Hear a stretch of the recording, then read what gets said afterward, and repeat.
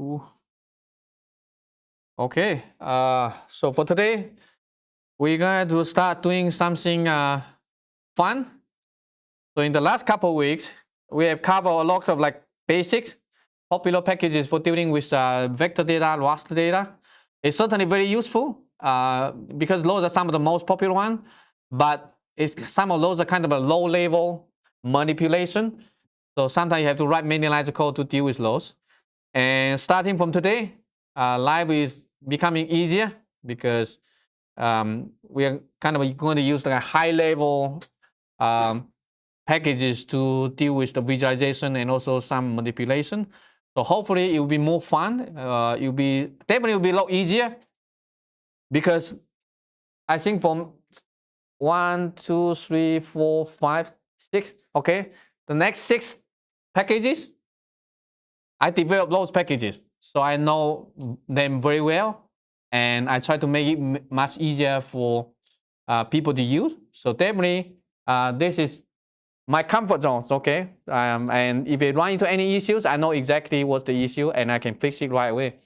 For these packages, these are developed by the community, not mine. So I also don't know everything about them. So it takes me time to actually to learn of them. But hopefully after today, it will be so much easier. And so the package we're going to talk about here today is called Leafmap. You can go to the website here. This is the website leafmap.org. It's going to show you all the information. If you take a look at the notebook example here, I think right now I have 99 notebooks, okay? So almost 100.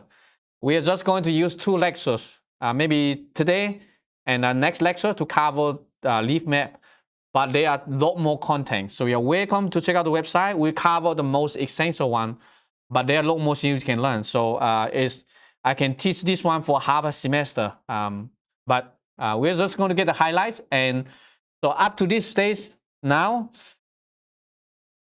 since you already know all the Python basics, you should be feeling comfortable going online, go to GitHub, get some source code, install packages, and then trying to run things on your own.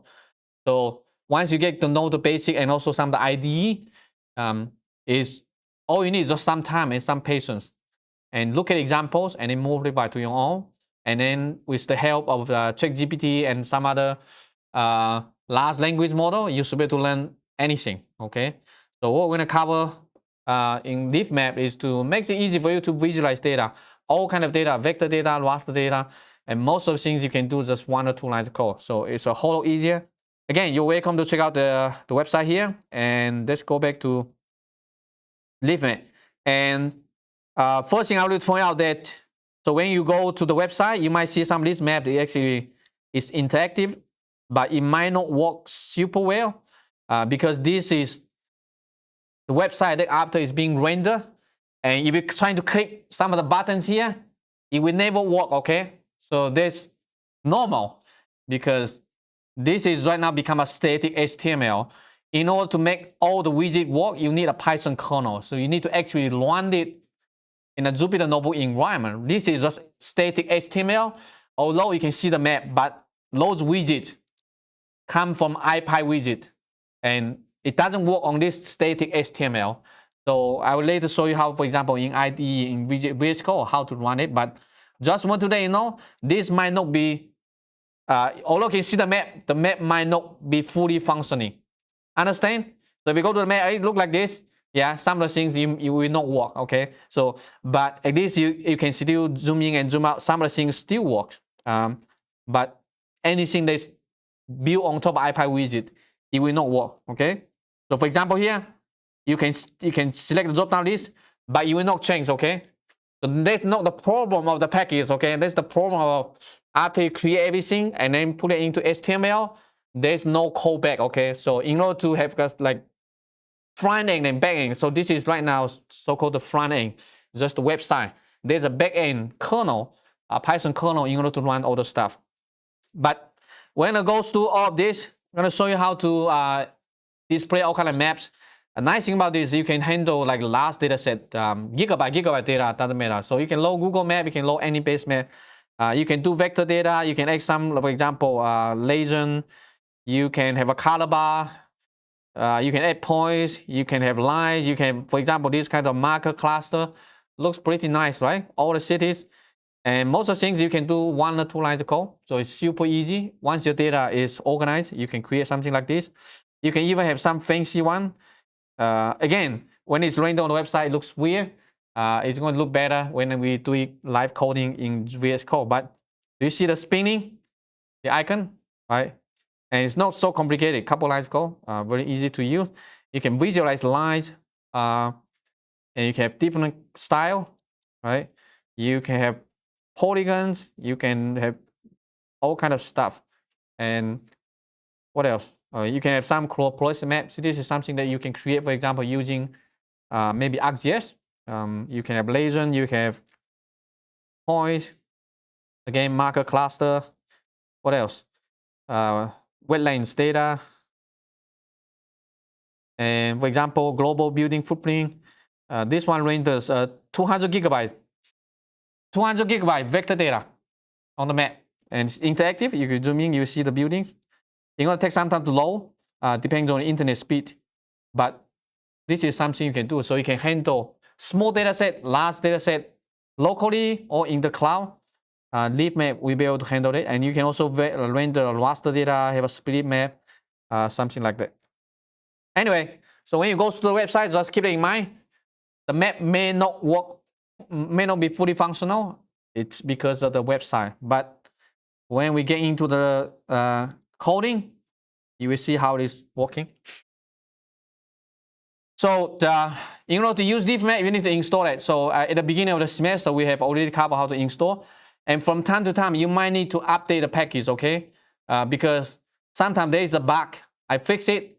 If you installed it a long time ago, it might not be available. So first, let me quickly show you, right? I can conda activate geo. So you can either use the pip install -u and then Leafmap. So this command is to update the package to the latest version. So you can use pip or you can use mamba or conda. So use, for example, mamba update and then conda first and then Leafmap. So you should be able to update the package to the latest version. And I would recommend, I think I fixed something last week. So when you are running through the notebook, if something, you run into any errors, that most likely means that you need to update the package, okay? So just try to update it. Again, the easiest way will be just running this one. If you can control / and then just execute it. But usually I would recommend using Mamba is to make sure that there are no dependency conflicts, because pip doesn't really handle the dependency conflict. And I think at the beginning of the semester, I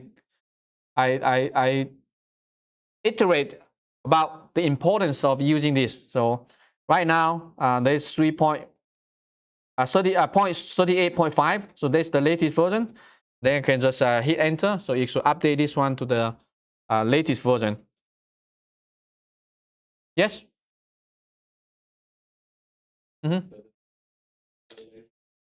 If you already install, if you type pip install Leafmap, it will not update. You need to have the -u, uppercase U. That means update to the latest version. So otherwise, if you're going to say the requirement has been met, it will not update. So that's why this one here, this -u, or you can -upgrade. -upgrade is basically the full parameter name, and usually you can have one hyphen and then U, uppercase U means upgrade. Okay. So right now, for example, here, if I try to run this one, pip install Leafmap, if you enter, it will not update. It will just say, okay, blah, blah, it's something like that. But next, for example, tomorrow, next week, I release a new version, then you will need to pip install -u Leafmap. Otherwise, you'll be using an outdated version. But sometimes it's fine unless you're using some latest features, or if there's a bug or there's something wrong, then I fix it, then you need to update it. Okay, make sense? So this is okay. After that, let me restart the kernel and then just import it, this one. So you should be able to run this one. And so Leafmap has many so-called mapping backends. We have 7 backends. Okay. So basically there are 7 different mapping libraries you can choose to create maps. and they all have different functionality. The default one is using so-called IPy Leaflet. So Leafmap built on top of this one called IPy Leaflet. If you want, you can just Google it. And let me show here IPy Leaflet. So IPy Leaflet is a Python package that built on top of JavaScript library called Leaflet. Okay. We got it. So let me show you. So this one is the original JavaScript libraries. Okay. So JavaScript is basically a language you can use to create web applications. So Leaflet, this one has a long history. So I think it's probably over 20 years now. And so in the early days, you need to learn JavaScript to be able to create maps. And IPy Leaflet basically is adding the IPy, okay, basically IPython. So basically makes it available for you to create maps using Python. But under the hood is using the JavaScript, okay? So this is kind of a JavaScript is so-called front end. Python is the back end. So basically now allows you to use Python to create maps. And then Leafmap built on top of IPy Leaflet makes it even easier to use. But there are other mapping libraries. So the other one is called Folium. If you type, Google it, you should be able to find it. So Folium is another package that built on top of Leaflet. Okay, so you can think about Leaflet is being empowered mainly so many packages. Folium has a longer history. It's much more stable. But the downside of this one, okay, I want you to understand the differences. Folium is so-called a static library. This one-way street. So let me show you the example, right? So here, if you create a map, if you just want to visualize data, you can use Folium. But if you need user interaction, then Folium is very limited. So a simple this case would be when you have the map and you want the user to click on the map and then to query some data, for example, to get the coordinates where the user clicked, this library cannot do that, okay? It's simply for visualizing data. If you're just showing the data layer, you don't want to get the user feedback and then to pass into the program to do some other processing. Folium is perfectly fine. And it renders pretty well on the website. But the downside is called, you can think about Folium as a one-way street. Once the map is created, it's a done deal. You cannot get anything out of the map. You cannot figure out where the user clicked.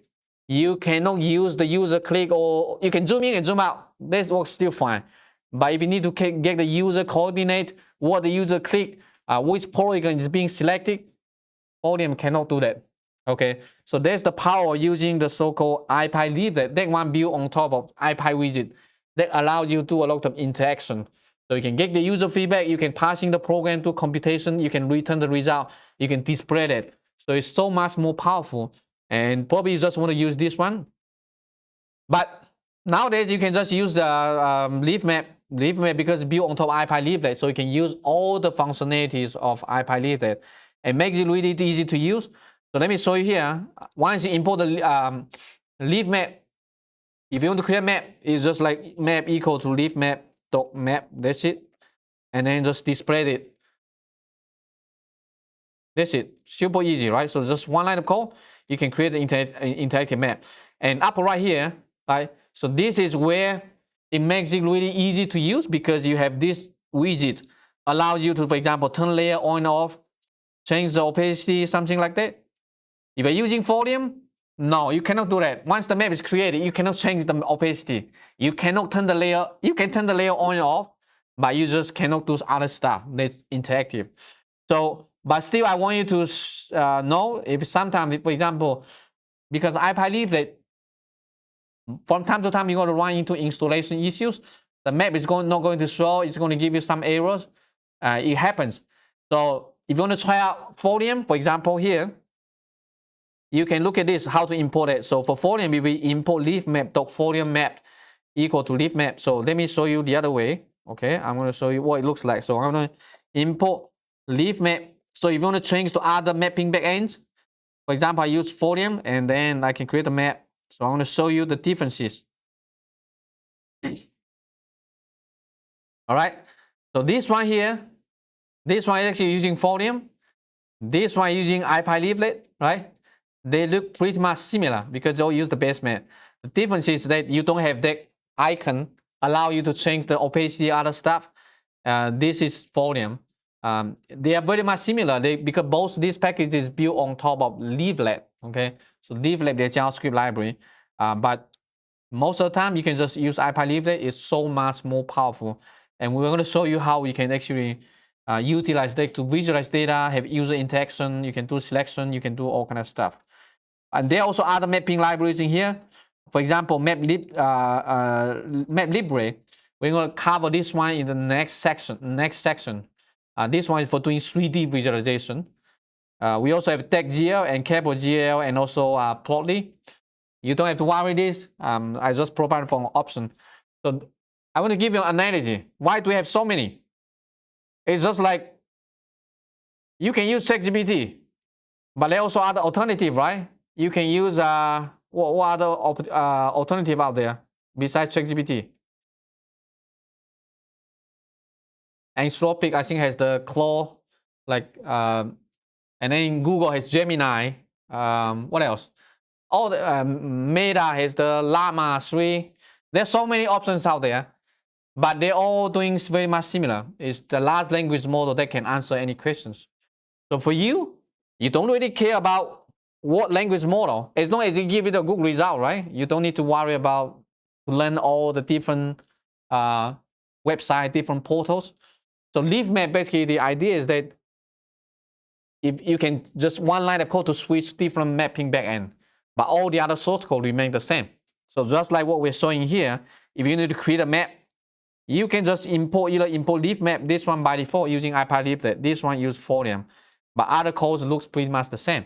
So you can add the base map, for example, you can add all that other stuff. And for this lecture, we're just going to use IPyLeaflet. Okay, so the most powerful one is a tons of functionality for you to visualize data. So again, right, similarly, right now, oh, by the way, so you're seeing here, at the beginning, I import Leafmap. And later, I also import Leafmap.Folium as Leafmap. So now this has become Folium. So if you want to go back to IPyLeaflet, you need to restart the kernel and then just import Leafmap again. So you go back to using IPyLeaflet. So now if I come back to here, create an interactive map. And by default, it's going to create a map at the global scale with the zoom level, I think 2. If you want to customize it, you can do it like this way. You can provide the center equal to something. So this is latitude, this is longitude, and zoom level equal to 4. And you can change the height if needed. So it's going to center the map somewhere else. Right? So this is how you can create a map, interactive map. Just same thing, 2 lines of code. And the center around the US. So zoom level 4, roughly, you have the map center. So if I ask you the question, I want to create a map center around Knoxville. Can we do that? So what I need to figure out is latitude and longitude, right? So easiest way will be, okay, what is the leg long of Knoxville, Tennessee? I hope the ChatGPT can help me. Oh, okay, perfect. 30.9 something, and then 83 ways, and let's see if it works.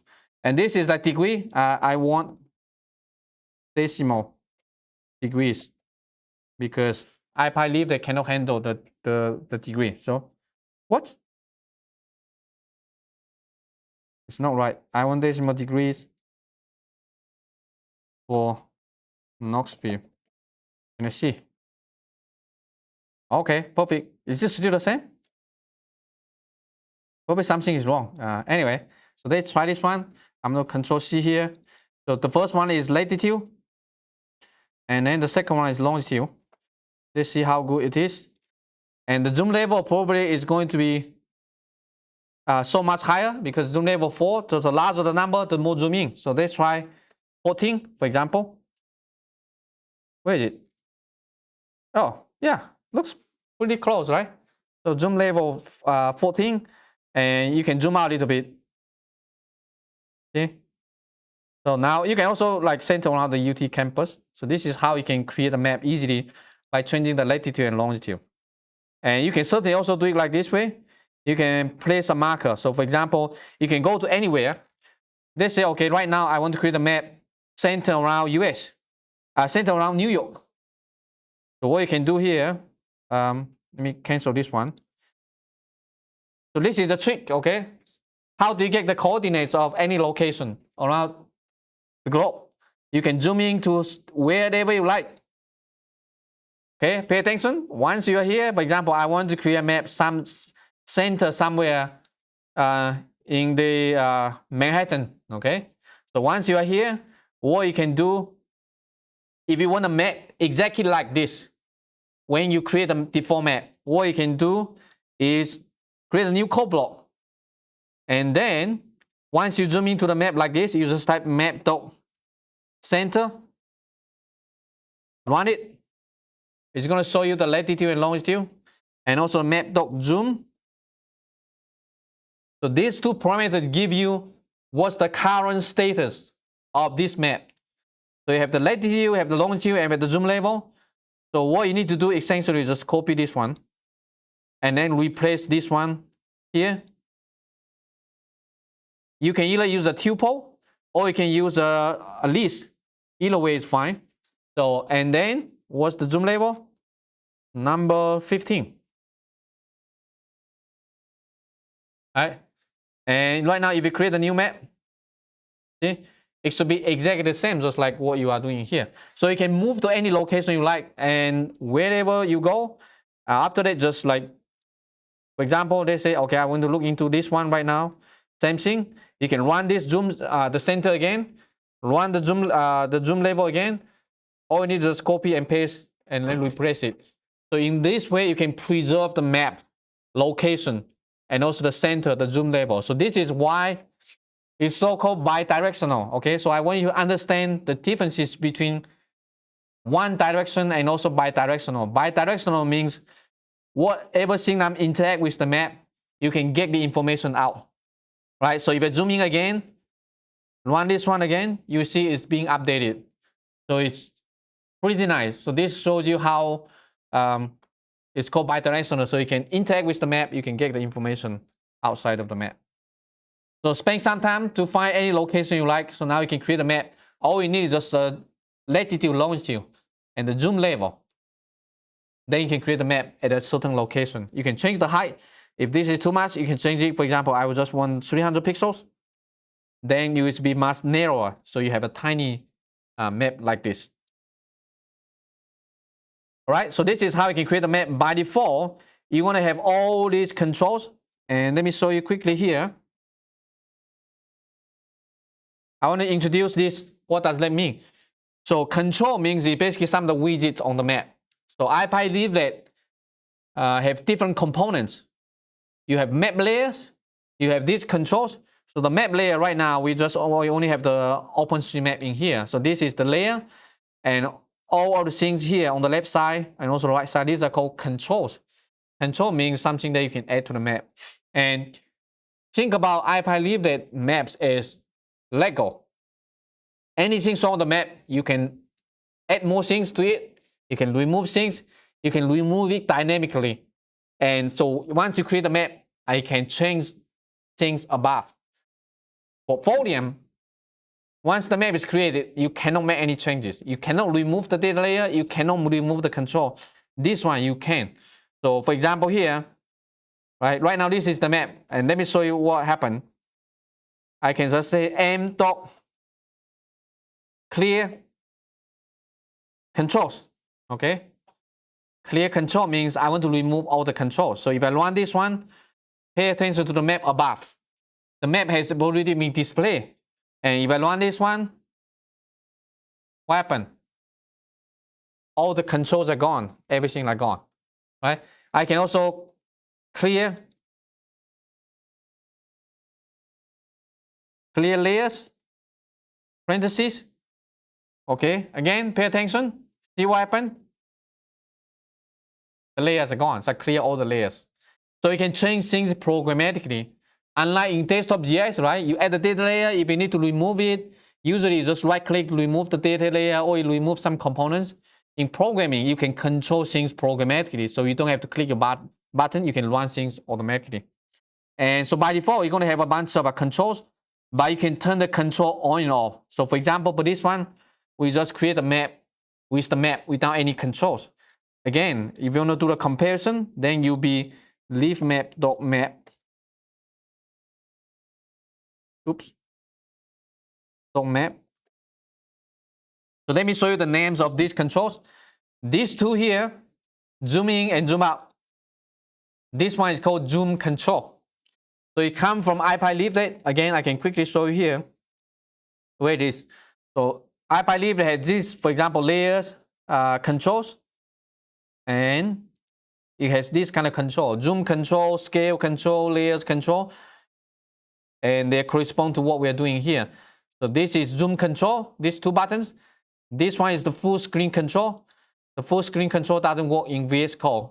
You need to run it in Jupyter Lab. Then you will see the, basically, for example, if you go to the website here, this should work if you render using Jupyter Lab. It just doesn't work in VS Code. And this one here, this is called draw control. To allow you to draw things on the map. For example, I can draw this. I can draw, create lines, something like that. Lower left corner here, this one is called scale control. So if I zoom in, the numbers change. So this is basically the scale bar you use, for example, in QGIS, ArcGIS, but this is in a web, so it's different. So if you zoom in, the number becomes smaller. That means, okay, 500 meters, what does this mean?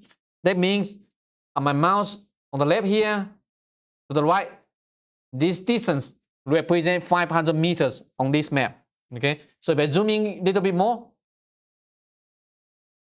you will see it's going to be different. Right now it's like 50 meters. So that means right now this water body, the width and height is roughly 50 meters. Make sense?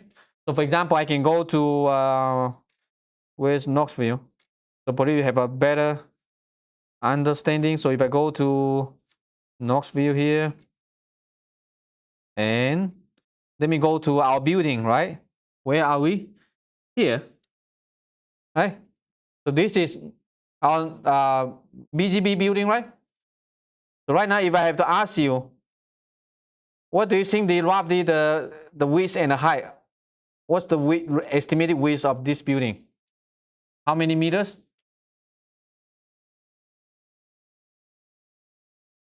Right? It's kind of like rectangle, right?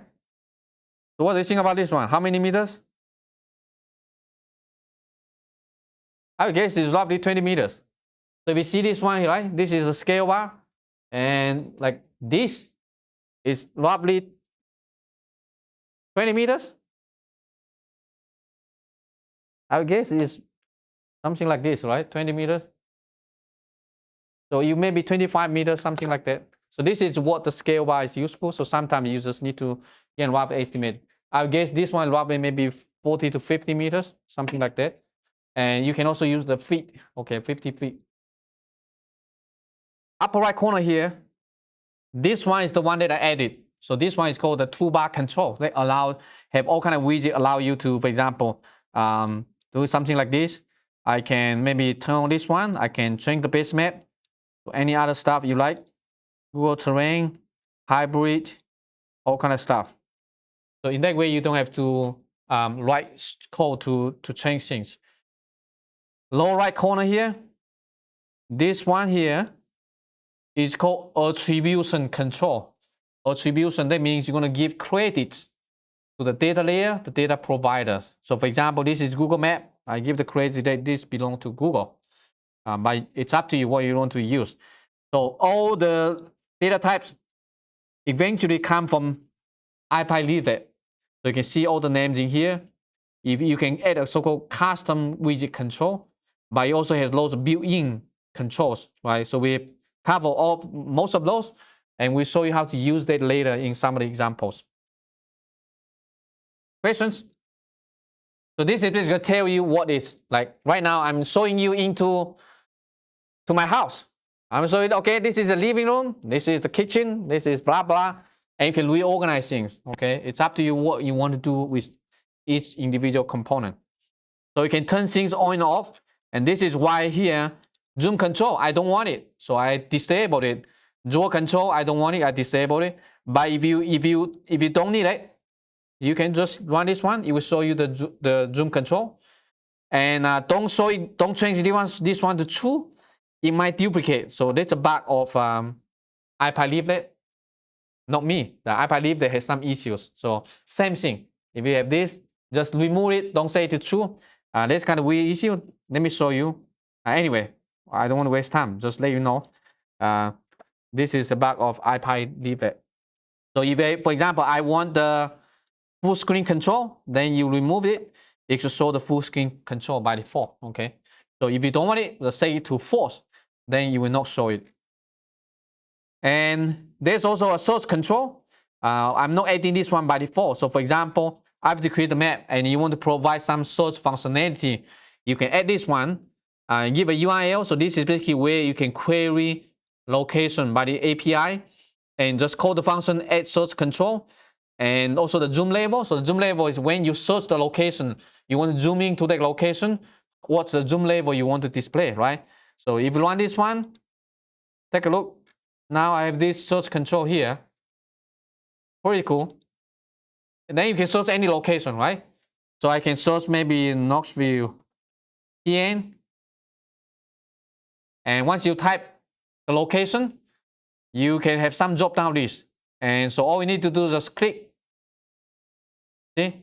So now it's going to navigate to this location. So this is right now, this is zoom level 10. You will also add a marker onto the map.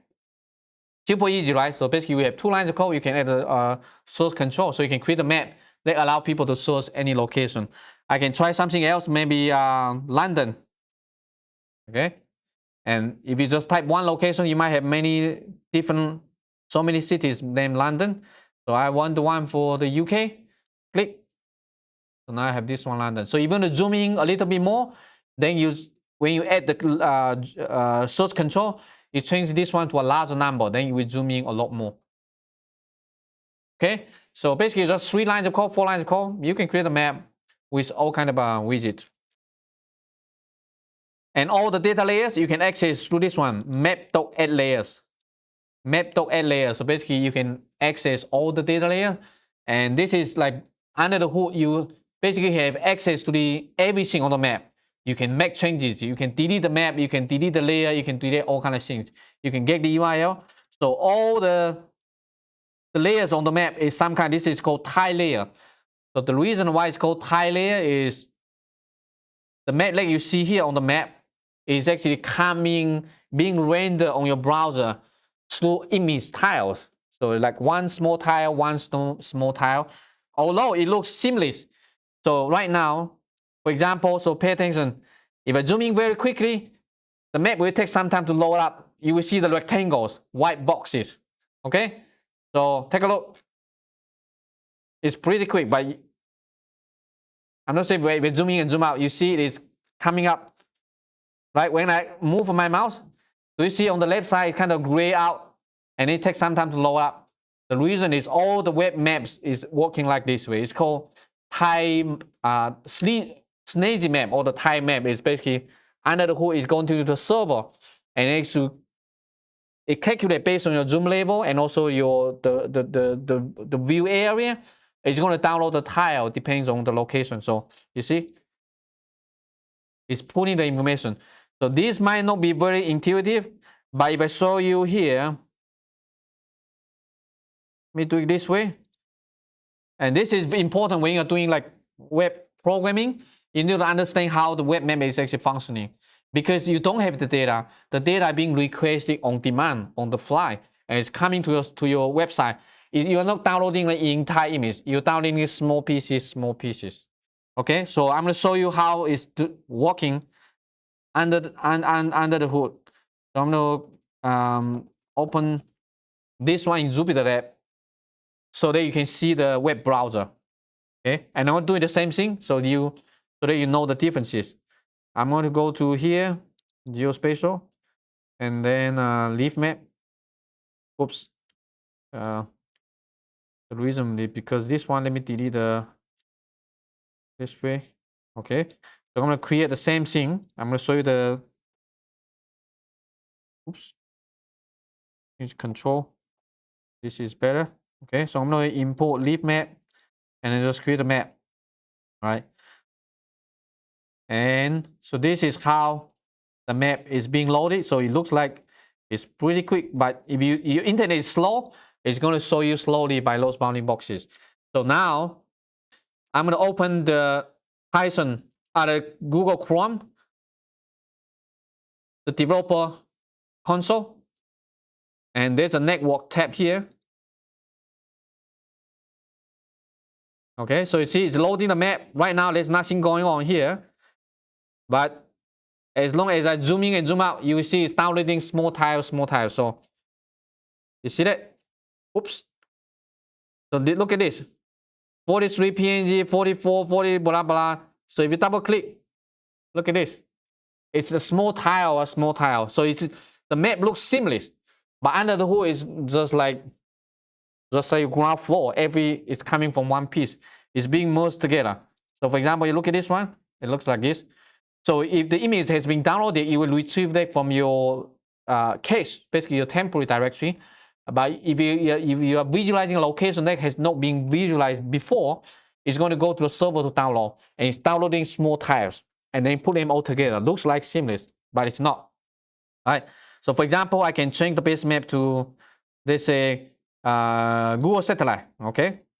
And you do the same thing. If you go to Google Map using a browser, it's the same mechanism. So right now I'm zooming and it's working.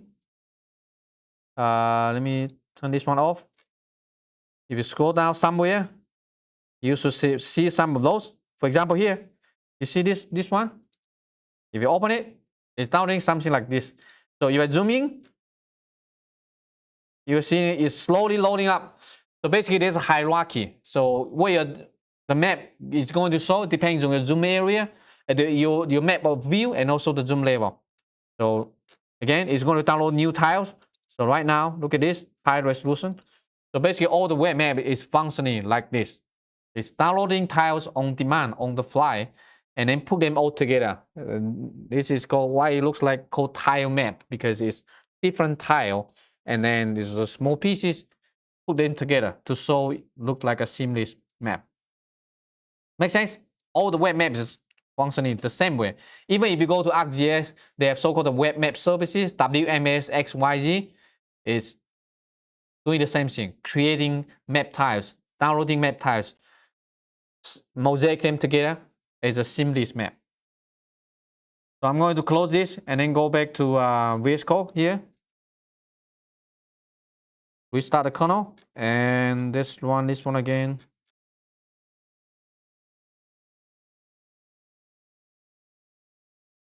So all, like I mentioned, all the data layers you can access through the map doc layers. So if I add this one, the zoom control, you can have the layers.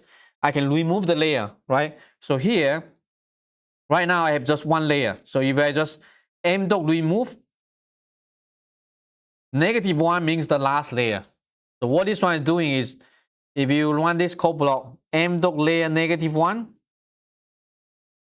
that means right now it doesn't show you anything, but actually it's a tile layer. It just doesn't show up. But if you just like URL, right? It's basically the OpenStreetMap, right? You can remove this data layer. So right now, again, we have one data layer in here. If I say remove and we go back, it's gone. Okay, so the layer is doesn't exist anymore. So every layer can be added or removed. Every control can be added or removed. And it's just like playing with Lego. You can add all kind of things to the map easily. You can make things, you can change around, you can change the location. So everything is being controlled through the map object. So let me create another map. Okay. And if you don't need the controls, you can simulate like what we did earlier. You can, when you create the map, you can hide the control, or you can create the map first and then just call this function clear controls. then we clear all the controls. So right now we just have one single map, okay?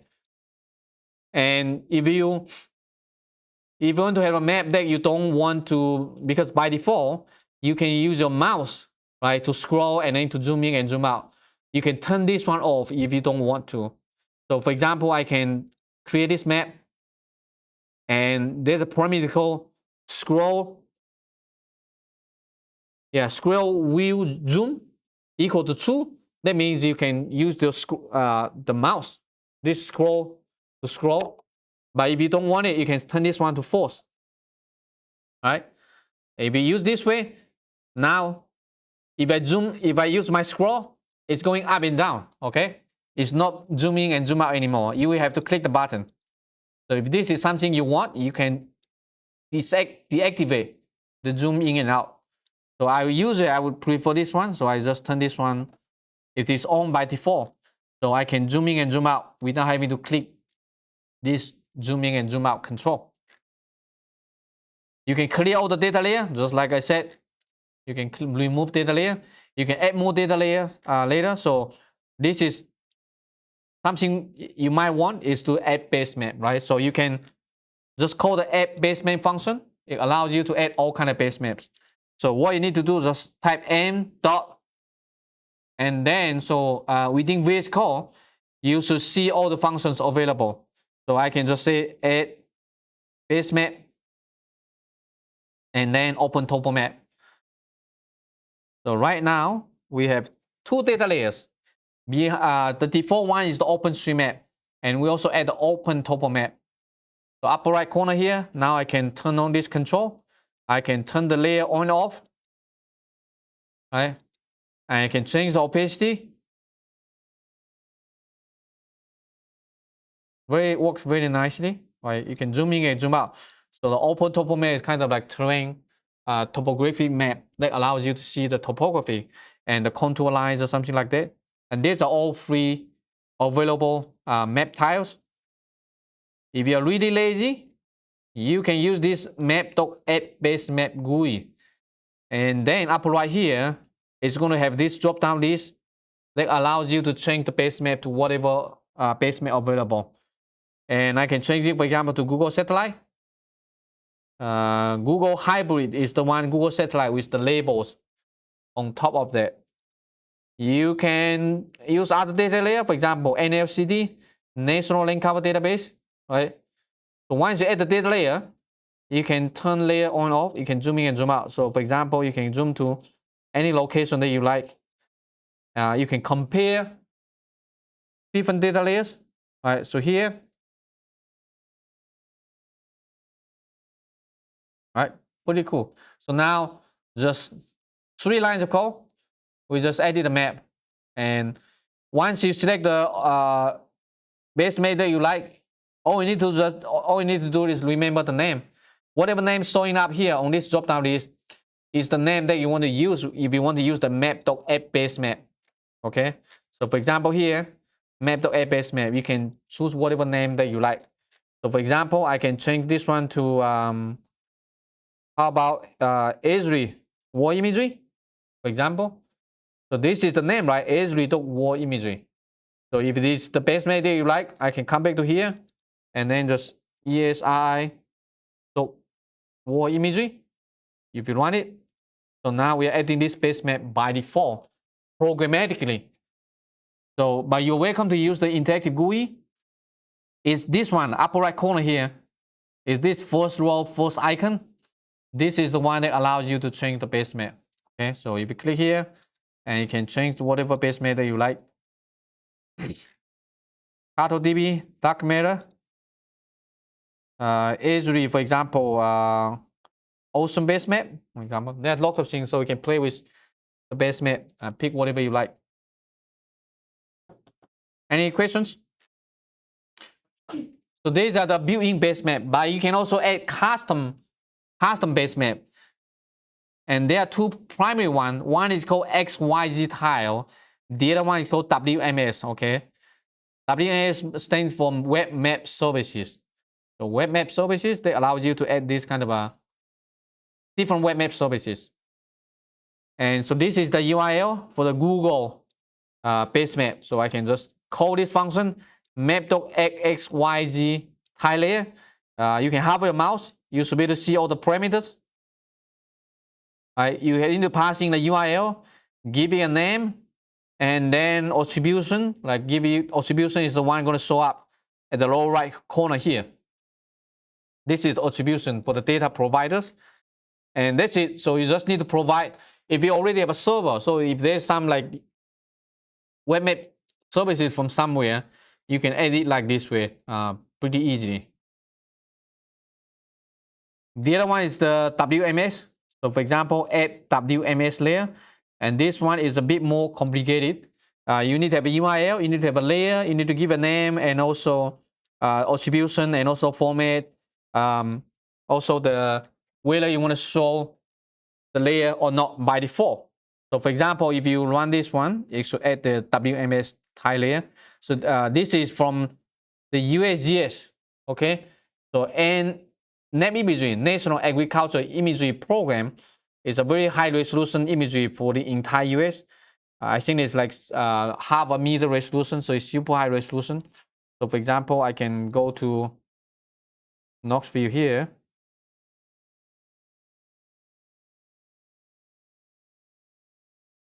So these are pretty high wide scale resolution, fine resolution imagery. It's all free, and we're just using it as a base map to load it into the map. By the way, if you need the base map for your desktop GIS, I also created a script that allows you to add base map to your QGIS. So let me show you how to do it. So let me open QGIS. You can try it if you don't use QGIS, you can just skip this. But I do want to show you because, for example, here I also have all kind of base map on my computer. So I can just add this one. I can select whatever base map that I like. Google base map. This is not Google base map. How about this one? All right. So I can also load all kind of base map to my computer. So this is XYZ. This one is WMS. So like I showed you earlier, the USGS, right? The USGS imagery. And I can add any base map that I like. So first color composite. See? So this is the one that you can do that very much similar using Python, but it's also available through the desktop. So if this is something that you want, let me show you how you can add it. So I'm on Linux, so let me delete the layer so that you know. Let me see, config. Let me delete the QGIS. Where's the QGIS being? I forgot where exactly it is. Oh,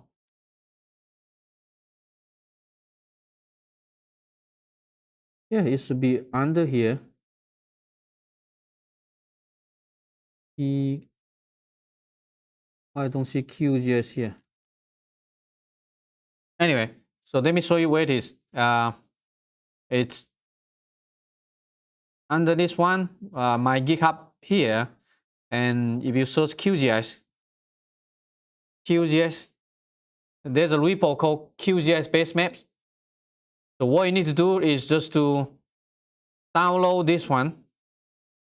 Not this one, QGIS base maps. Okay. And this is kind of just the script. So if you download this one raw, and then just right click, save this one to your computer. Once you save to your computer, then you can open QGIS.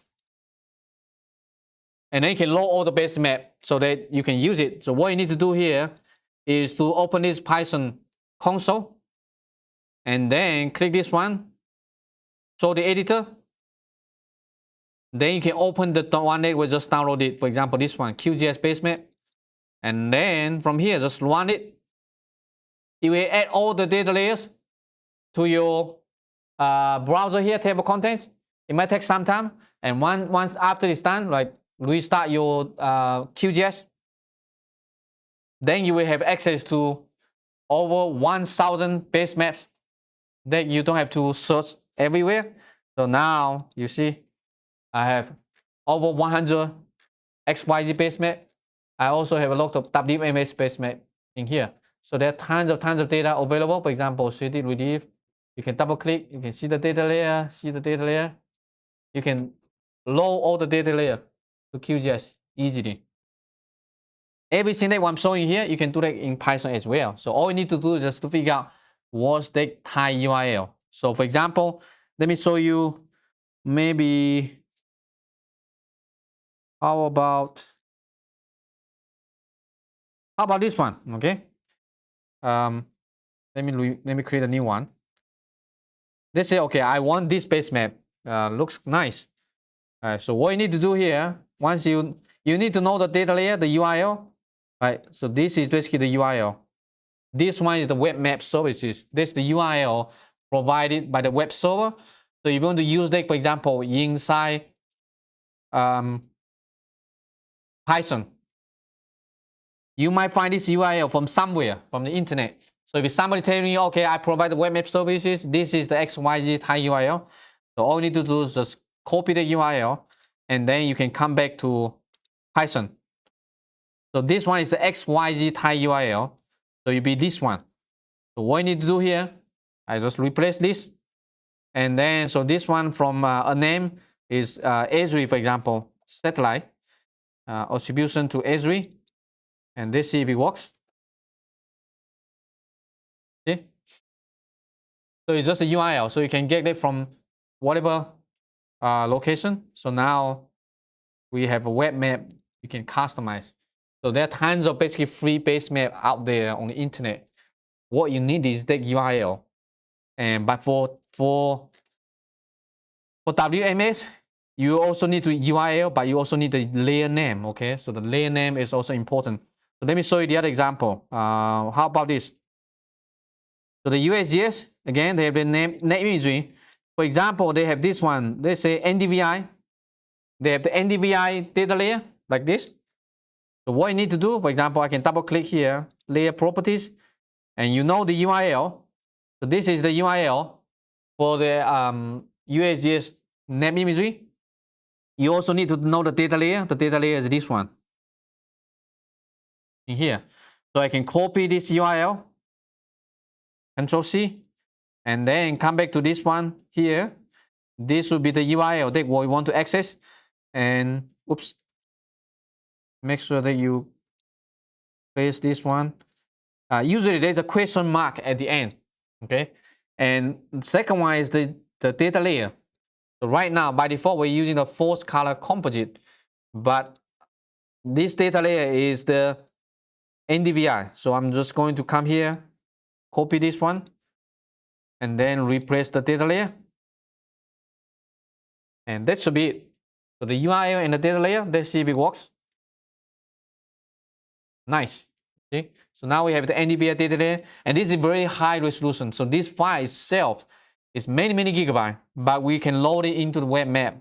So now you understand, right? So everything is web map services. You're requesting data on the fly, and as long as you know the URL, know the data layer, it's so good, right? So you can bring in data layer from different sources. If you use desktop GIS, if you know how to get the information out, then you can do same thing in Python. Okay, any questions? So next one, about adding a legend. And this is useful if you're doing some kind of lane cover mapping, right? So we can add an NLCD lane cover. So this is the one from the USGS, right? NLCD lane cover dataset. And this legend is the one that on the right here. Allows you to add this one to the map. So just one line of code, map.add legend. And there's a built-in one, okay? So built-in legend, basically in Leafmap, I already created. So you just need one line of code to add this legend. This one at the lower right corner here, this is the legend. So you have the color, you have the label. If you don't add this one, you'll be just the map looks like this. So you don't, for people that are not familiar with NLCD, they don't know what does that stand for. So for this, what does this blue color stand for? What's this? Water? What does the red color stand for?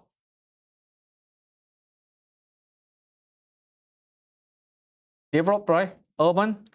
And how about this brown color? What's that? Dirt. You can turn on the Esri base map. Let's see what is. Okay. So the brownish one is agriculture, cropland. So that's why I think the legend is pretty important, right? And without it, it's hard to see what does each one represent, right? So you can see all the color here. Cultivated crops is this brown color, brownish color. And you have like grass, you have all kind of data types. As you can see, this pretty much is 1, 2, 3, 4, 5, 6 lines of code. You can load the map, you can add the legend. Pretty nice. So it's so easy to use. Next one, if you need a color bar, if you're doing with elevation, temperature, that kind of stuff, you might want to add a color bar, for example, here. This is just an example, okay? The color bar does not really correspond to the map, the layer showing here. It's different color bar, but you can specify just using the 8 color map, and this is the color map you want to use. The label is the one showing at the bottom here. This elevation, and you can have orientation. You want to be horizontal, want to be vertical. Vmin and Vmax, basically the elevation. So you can make changes. I can change it, for example, to jet. I can change this to 6,000. Again, this need to be changed depends on the data, depends on data layer. For this base map, it doesn't really make sense. I'm just showing you, you can add a color bar to the map just using the add color map function. And if you want to be vertical, so you see here, right? We have the label, you can have a lot more things, right? Orientation, I can change the orientation. You can also make it transparent. So if you, for example, I want the color bar to be transparent, you can say transparent equal to 2. It may not work. I'm not quite sure. Okay. Transparent equals, interesting. That's a bug. I need to fix. Okay, it doesn't work. So something is wrong. Just keep it. So you can add a color bar. That's it. So this is some of the basics about creating base map, adding some layers, and then add the laser on a color bar. Pretty simple. And next one, we're talking about how to visualize some data. So the next couple of sections shows you how to deal with data, how to add some real data, not just the base map, right? The base map is just for you to see. You cannot really manipulate. The base map is fixed when it's rendered on your browser. So the first one, adding a marker. So we're going to talk about vector data first. Let's run this one and then see. So the marker basically add marker, m.add marker. You can provide a location, and you can also specify whether the marker is draggable or not. Draggable means it's draggable. If you don't want it to be draggable, you just press to force. So by default, it's not draggable. Okay, but you can click on the map. It doesn't show you here. It doesn't show you anything. So this is just a simple location. So you can change this one to whatever location that you like. For example, change it to maybe -40, also -100. And this is going to be somewhere here, the south. So if you need to place a point, for example, you want to have a point to a building or location, then you can use this one. So that when user see the map, they can zoom in to that particular location to see something. If you need to add multiple markers, you can provide it as a list of markers. So this is a list of latitude, longitude, comma, latitude, longitude, latitude, longitude. So you can add 3 markers together. So this is called marker, circle marker. Okay, this one is nicer because you can click on the mouse to see the pop-up attribute.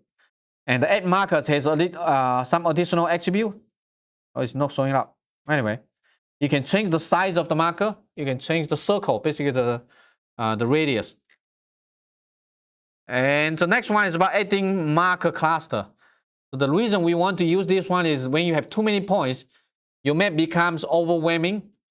So the marker cluster will be useful because it will cluster the points. And so we're going to use this CSV. So this CSV file has a lot of points, location. and it has a latitude column and longitude column. So what you can do is just add marker cluster, providing the URL. So it can be a local file path or it can be a HTTP URL, and then you just run it. So it depends on how many points that you have. If your file is really big, this might take some time. So if you have thousands of points or tens of thousands of points, it might not be very performant. But if you only have a couple hundred points, it should be fine. And this one usually when you render is much faster if you use Folium. Using IPyLeaflet, every point is a widget. So you see it's still not showing up. It's the performance is not that good. Okay, it comes up. You see, so the point is actually popping up, increasing. So these are all the cities, right? If you zoom in, zoom out, if you can click your mouse on the marker, you can see all the attributes of each individual marker, right? Oh, I think something is wrong. It's kind of a it's reverse. So this is incorrect. X-axis is the longitude, Y is latitude. So this one is a bad example. So it should be this way. So I need to fix it. So it'll be longitude. X should be longitude. Right? X horizontal should be longitude. Y should be latitude. And it take a couple seconds. You should be able to do that. So this is just a CSV. So you can think about here. We are pointing the data to the CSV on the internet. And because the CSV has latitude and longitude column, we just put it in. All you need is just use this one, add marker cluster. So you're pointing to the data and it tells the program which column contains the latitude, which column contains the longitude. And you can give a layer name, that's it. And after that, you can create a marker cluster. So 4 lines of code. Okay, now looks better. So this is correct now. And you can zoom in and zoom out, right? And there are a couple hundred points in here. So let's see if Knoxville is here. Right, ID, name, country, latitude, longitude, population. The population is probably wrong. I don't think we have 655,000. Anyway, just an example. Just show you it's possible. So if you have any point, for example, you're trying to map, they say crime data or any points data. It can be population, it can be vehicle, it can be anything. So if you have something that has this latitude and longitude, then you can use create the so-called marker cluster, right? Looks pretty nice. So next time if you see some maps online, it looks like this. Now you know, right? Now you know how to create it. It's actually pretty easy as long as you have the data. You can even customize the icons. This one is a little bit more complicated. So we have a city, we have a region. You can use the add GeoJSON to add GeoJSON to the map. We can also use the function called add points from XY, and they can pass in the same data, the latitude and the longitude, and you can provide a different color. So look at this. If you zoom in, so right now this one looks a little bit better, right? So you can see the icon is actually spinning. So very interesting. And different region, for example here, I use a different color. So this is blue, this is red, pink, this is red. I think the reason is not working properly. It's supposed to have a different color. It's just a bug that was introduced, I think, in the latest version. Anyway, so you can change different icon. So these are things that you can customize: the gear, the map, the leaf, the globe. So these are called what's the name of this? Font awesome icon. So let me show you. Font awesome icon. So these are all kind of icons you can use to plot on the map. So, but it doesn't support the latest version. I think this one, the latest, maybe 5.4 or something. I just want to show you if you want to customize it, how do you do that? So, number 5, right? And you can look at some of these icons. If there's anything that you like, it should be the free version. Anyway, for example, let's look at the free one. How about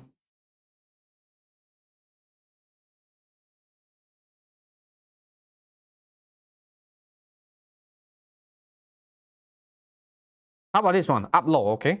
There's a name called upload. So let's see if this one works or not. So I can change it, for example, I can change the globe. I think it's this one. This is the globe. So I can change the name. So any name from that phone awesome icon can be changed in here. So I change it to upload. And not all the icons will work, but let's see. You see? You see the upload icon? It's rotating. So it's very, very flexible. There are lots of things you can change. You lots of things you can customize. You can change the size of the icon. You can change the color. You can change all kinds of things. And all you need to do is just follow the syntax. Then you should be able to change it interactively. You can also like visualize lines. So earlier just the markers. Marker basically just points. If you need to visualize lines, you can provide the file path or the URL. So this one shows you the so-called submarine cable lines. The reason why we have internet access around the globe is because of these cable lines under the water. And so these are all the lines. So if you hover my mouse, on the right here shows you the information. So it's going to be highlighted in yellow color. Right. Interactively, you can click this button. You will minimize it. If you click again, it will show up again. If you don't need it, you can close it. Then it's gone forever. So what we're doing here, very simple. Create a map. Where is the data? Add the data, display the map. So 4 lines of code. What you need is just this function, add vector. It can add any vector. It can add a shapefile. It can add a GeoJSON. You can add KML. You can add a GeoPandas. It's a one function that you can handle all kinds of data. So you don't have to worry about like how do I create the data layer. If you need to do this one using IPyLeaflet, it's not one line. It's like a couple lines. So for example, here I go to the layers, and for example, this should be maybe GeoJSON layer. Where is it? Like this. Yeah, it's kind of decent number lines of code you need to write in order to add some data layer. But in Leafmap, it's so much easier, just one line of code. So you can add the line. If you need to customize, this one is the so-called callback function. We talk about this more in the next lecture. But just want to show you, for example, see how nice it is? You can change the color, because if your data has a color column or your data have different category, you want to color different category with different color, you can do that as well. So for example, you can have high income, low income, or maybe the interstate highway, local road, local street. They can all be color depends on the attribute. So this is just a simple example showing you like this, right? Really cool map. And 1, 2, 3, 4, 5, 6 lines of code. Provide the data and how you want to color it. Basically means for every line, I'm going to grab the property, color property, because it has a color property in here. And I'm going to use that one as the color. Then just create this add vector function. That's it. So super easy. All right, so we're out of time. We'll continue in the next lecture, but spend some time going through the notebook and try to play with that with your own data. So if you have any data, you can try it out and see how it works. And so next lecture, we're going to cover more about more complicated use cases and also raster data. Okay, so I will see you in the next lecture.